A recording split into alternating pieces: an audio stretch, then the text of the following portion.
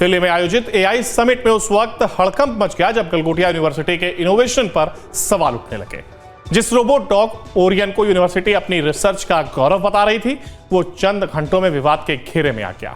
अब यूनिवर्सिटी को समिट से अपना स्टॉल तक हटाना पड़ा है और किरकिरी के बाद एआई इंपैक्ट समिट एक्सपो विवाद पर गलगोटिया यूनिवर्सिटी ने माफी मांगी है। उन्होंने कहा है कि पवेलियन में मौजूद प्रतिनिधि को जानकारी नहीं थी। आखिर क्या है इस नकली दावे की पूरी कहानी, देखिए report.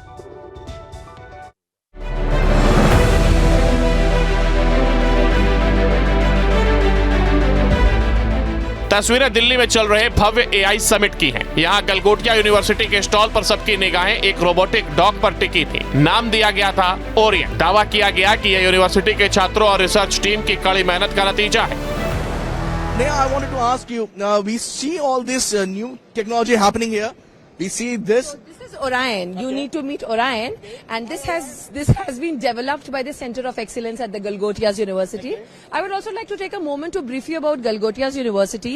We are the first private university investing more than 350 crore rupees in artificial intelligence, and we have a dedicated data science and artificial intelligence block on the campus.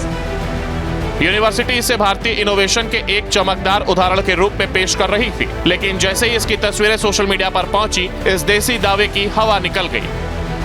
इस समय हम गलगोटिया के इस पवेलियन में हैं। मैम, नेहा जी सबसे पहला सवाल आपकी।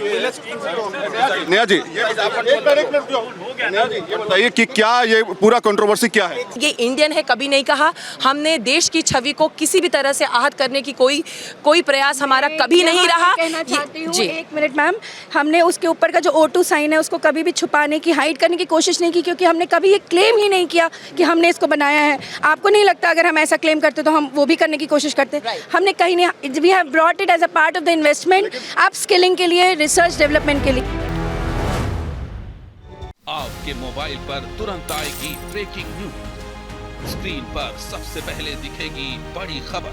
देश दुनिया की हर खबर एक जगह। अब आपके मोबाइल पर तुरंत फटाफट इंस्टॉल कीजिए न्यूज़ नेशन ऐप और रखिए खुद को अपडेट।